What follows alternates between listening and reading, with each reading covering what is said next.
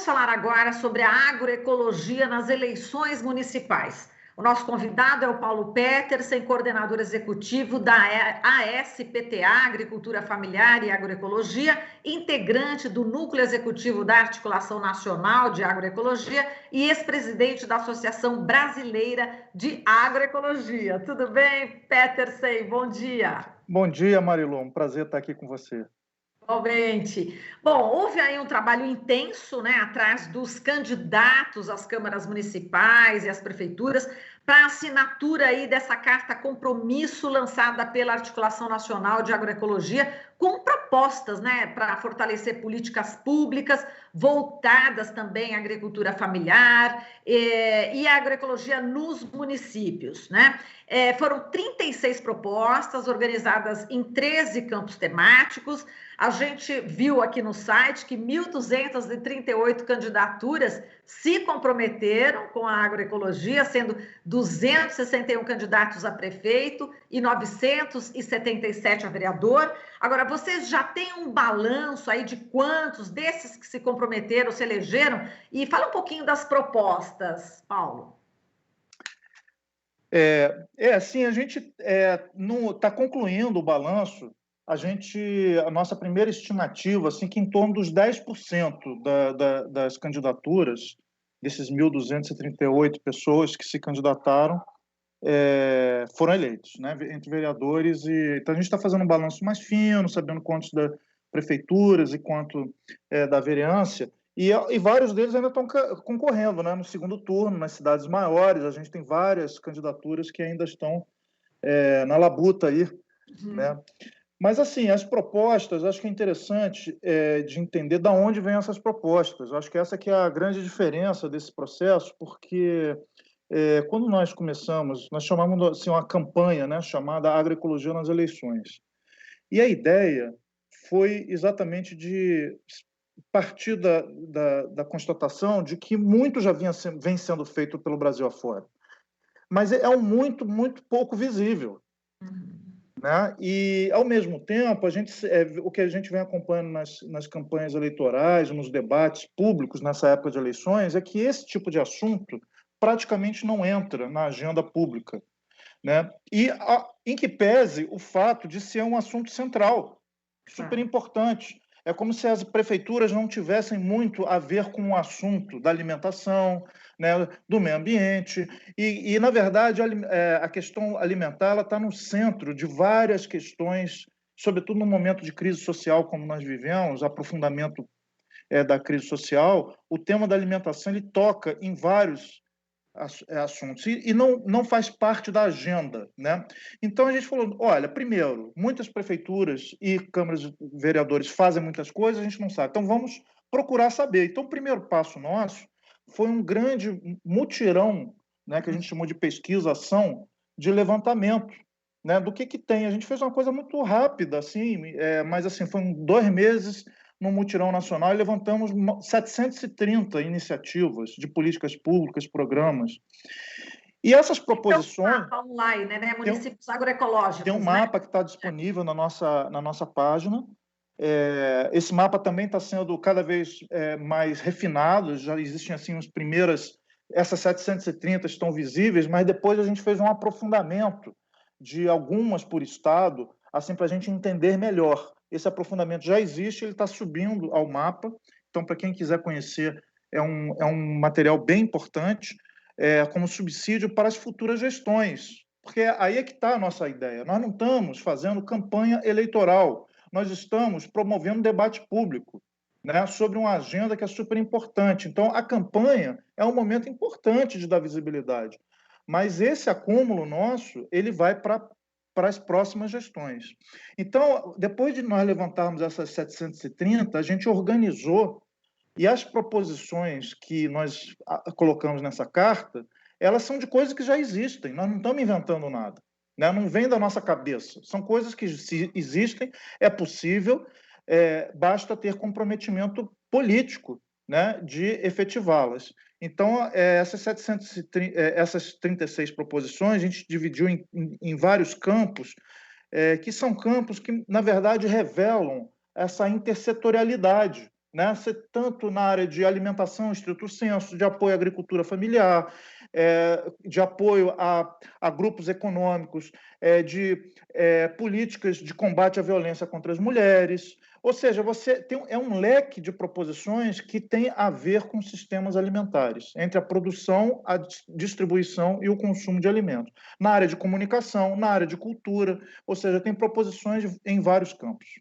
Agora, é importante, nesse momento, que várias políticas públicas foram destruídas, desmontadas no governo federal.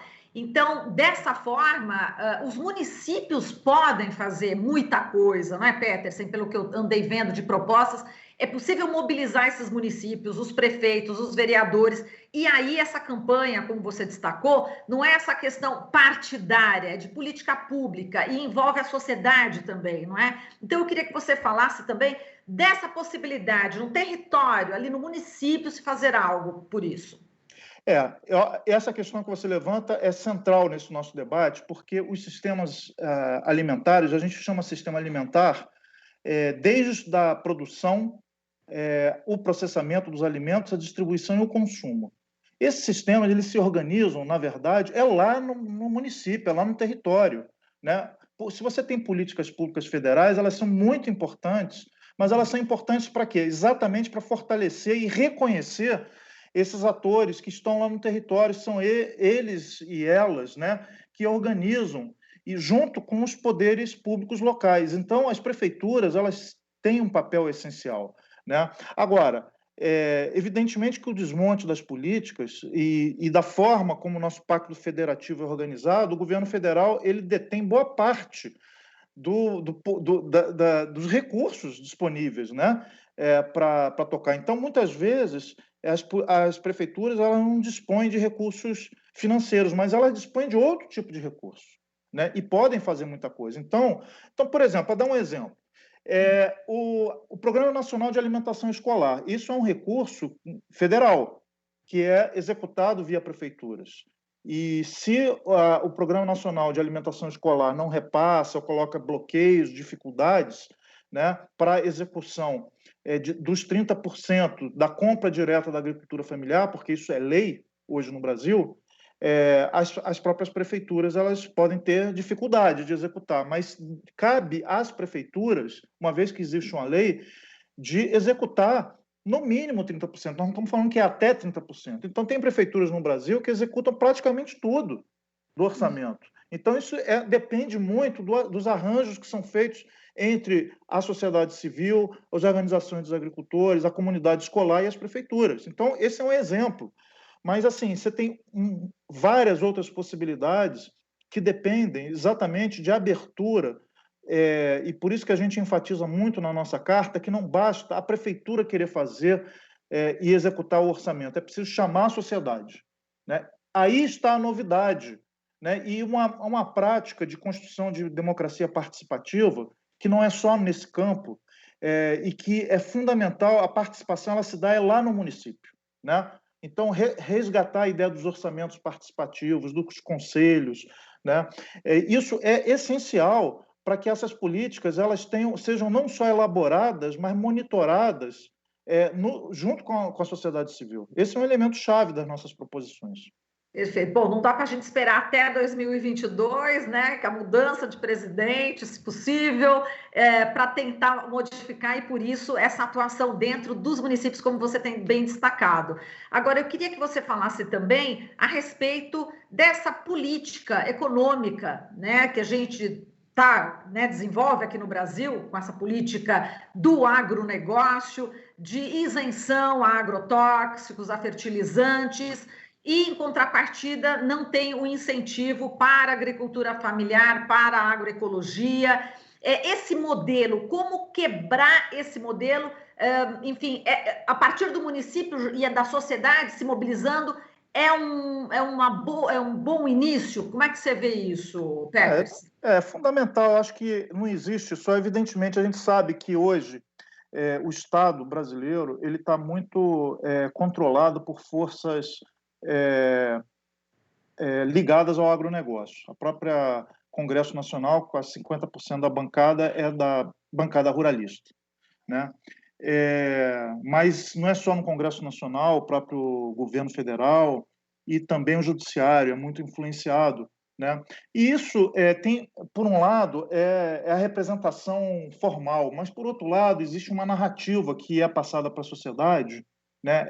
O tal do agro é pop, o agro é tudo, e que tem um processo de legitimação dessa ideia de que o agronegócio, ele de fato, ele é responsável pela produção dos alimentos, é responsável pela balança comercial, pela geração de empregos, o que é uma grande falácia, né? Não se comprova, pelo contrário, o que o agronegócio tem gerado são vários efeitos perniciosos para o conjunto da sociedade, não só na área alimentar, mas na área ambiental, na área de desemprego estrutural. Inclusive, o agronegócio, ele, por mais que negue, ele é responsável pela precarização do trabalho, inclusive com muito trabalho análogo à escravidão. Ou seja, nós estamos retrocedendo em vários campos, né? Então, é necessário construir, também junto à sociedade, uma contranarrativa, né? Para que haja uma sustentação política dessas proposições, entendendo que a agricultura familiar, povos, comunidades tradicionais, os próprios povos indígenas, eles têm papéis fundamentais em vários desses elementos que a gente está discutindo, a questão ambiental. A gente vê onde as maiores áreas de preservação estão exatamente onde estão os povos tradicionais, os povos indígenas. Isso é fundamental no equilíbrio planetário, ecológico. Sem isso, você também não vai ter alimento, né? Então, a produção de alimentos, ela, por mais que se industrialize a produção de alimentos, ela sempre será dependente das dinâmicas ecológicas, da chuva, do clima, e nós estamos destruindo isso. Então, a agricultura, a agroecologia é a possibilidade de compatibilizar o meio ambiente com a economia, com a distribuição das riquezas. Nós não tem política para uma coisa, para outra e para outra. Isso é o que teve até agora. É preciso conciliar isso.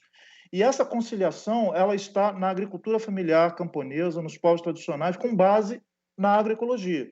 Agora, isso, mais uma vez, se constrói a partir da base, dos municípios, dos territórios. Isso não se construirá em cima de políticas nacionais. As políticas nacionais devem fortalecer o que é feito nos municípios, né? Agora, essa carta compromisso, né, que vocês encaminharam para os diversos candidatos e candidatas, não mirou exatamente partido político, uma candidatura ou outra. Vocês, enfim, têm o compromisso, assinou, ok. Agora, qual é a crítica que você faz também, Petersen, em relação aos partidos de esquerda? Né, que já deveriam ter incorporado essa agenda. Claro que alguns já incorporaram, muitos já estão disseminando isso. Agora, é suficiente a agroecologia, a preservação ambiental? Esses são temas que estão precisando de um olhar mais cuidadoso da esquerda brasileira? Marilu, eu acho que essa questão que você levanta, ela é bem importante, porque assim, o Brasil é o primeiro país do mundo a ter uma política nacional de agroecologia e produção orgânica. E isso foi uma conquista da sociedade e foi um reconhecimento do Estado, né? A partir das marchas das Margaridas, né? 70 mil mulheres em Brasília, quer dizer, é uma insistência muito grande, de muitos anos, né, de que esse é um caminho. Muitos espaços foram conquistados, né? Então, assim, você ter um governo aberto ao diálogo, como a gente teve já no Brasil, tudo isso é fundamental. Agora, o grande problema nosso é a crença na possibilidade de convivência de modelos. Aí está o problema. Não é que a agroecologia não tenha sido reconhecida, ela foi reconhecida. Mas, na verdade, nós recebíamos recursos para a agroecologia, para a agricultura familiar em pitadinhas, enquanto o agronegócio recebia, né, grandes montanhas de recursos e reconhecimento público e legitimidade. Então, essa ideia da conciliação de modelos, isso é que ainda não foi compreendido, que não é possível, porque o agronegócio ele passa por cima. Ele depende da expansão territorial, ele depende dos recursos públicos cada vez mais, porque ele é um sistema inviável. Ele depende do aumento de escala crescente. Por isso que a soja está expandindo por cima de floresta, por cima de povos tradicionais, porque ele não se sustenta numa mesma área, se ele não expandir, né? Cada vez mais a taxa de lucratividade é menor e mais arriscada. Quem salva é o Estado, O agronegócio ele tem um discurso liberal, né? Mas, na verdade, se não fosse o Estado permanentemente salvando, com perdão de dívida, com isenção de impostos e tudo, esse agronegócio não sobreviveria. Por outro lado, a agricultura familiar ela sempre foi marginalizada das políticas públicas e está aí, né? Então, eu acho que o problema não é só o não reconhecimento ou o não devido reconhecimento, é a ideia da convivência. É isso que a gente tem que superar na esquerda. Nós precisamos. Essa nossa pauta é uma pauta de esquerda. É uma pauta mas não é uma pauta só temática ou setorial, não é uma pauta de desenvolvimento rural, ela também é uma pauta para as cidades. É uma pauta da saúde. Nós estamos num momento de pandemia. Entender que a alimentação saudável e adequada é uma condição fundamental, mas, ao mesmo tempo, para você assegurar a produção saudável e adequada, você gera empregos, que também é uma questão fundamental. Você gera emprego na produção, na distribuição, né? Ou seja, ela é uma pauta que ganha, ganha, ganha. Ela ganha no social, ganha no ambiental, ganha no econômico, né? Então, isso é que muitas vezes a esquerda institucional ainda não compreendeu, né? Então, a gente é muito enfático nisso, né? Que ou a gente vai conseguir chamar a sociedade, a partir das suas experiências, para construir as políticas públicas e implementar junto, ou a gente vai o tempo todo estar conciliando com aqueles que estão exatamente inviabilizando esse tipo de projeto emancipatório. Exato. Agora, a gente pode ter esse exemplo, né, de um dinamismo na economia e também a solução para o problema da fome a partir daí, né? Justamente nesse período de pandemia, né? Exatamente. E a pandemia tem ensinado muita coisa. Uma das iniciativas que nós tomamos na Articulação Nacional de Agroecologia, na Associação Brasileira, Associação Brasileira de Saúde Coletiva, Fórum Brasileiro de Soberania e Segurança Alimentar e Nutricional, a gente tomou, e vários grupos de pesquisa acadêmica no Brasil, a gente tomou a iniciativa de identificar também, é um outro mapa que eu até gostaria de divulgar, é um mapa de iniciativas solidárias de abastecimento alimentar durante a pandemia. Chama Ação Coletiva, Comida de Verdade, Aprendizados em Tempos de Pandemia. Foi impressionante como a gente vê no Brasil inteiro centenas de experiências no campo, na cidade, e de articulação entre campo e cidade, de novas formas, né, de ajuste ao problema da insegurança alimentar. Ou seja, e a maior parte delas construída a partir de iniciativa da sociedade civil, sem apoio do Estado, né? O Estado, com o seu auxílio emergencial, o que ele fez, que foi uma coisa fundamental, mas ao ele não associar o auxílio emergencial essa lógica de fortalecer esses circuitos curtos de comercialização e tudo, muita gente pegou esse recurso para comprar comida ultraprocessada. E as grandes empresas se valorizaram muito disso, né? O fechamento das feiras, né? Das feiras livres e tudo, inclusive feiras agroecológicas, que foram muito afetadas nesse período. Então, quem se beneficiou mais uma vez foi o agronegócio. No entanto, o agronegócio, inclusive os grandes supermercados, redes de varejo, e com o aumento do consumo de ultraprocessados. Isso num país onde, no ano passado, segundo os dados da POF, a gente vê que já tem em torno de, se eu não me engano, em torno de 4% a 5% do número de domicílios com insegurança alimentar severa. Isso é muito grave. Nós saímos do mapa da fome, isso significa em torno de 3,1 milhão de famílias, né, com insegurança alimentar severa. Isso dados de 2019, você imagina agora na pandemia, né?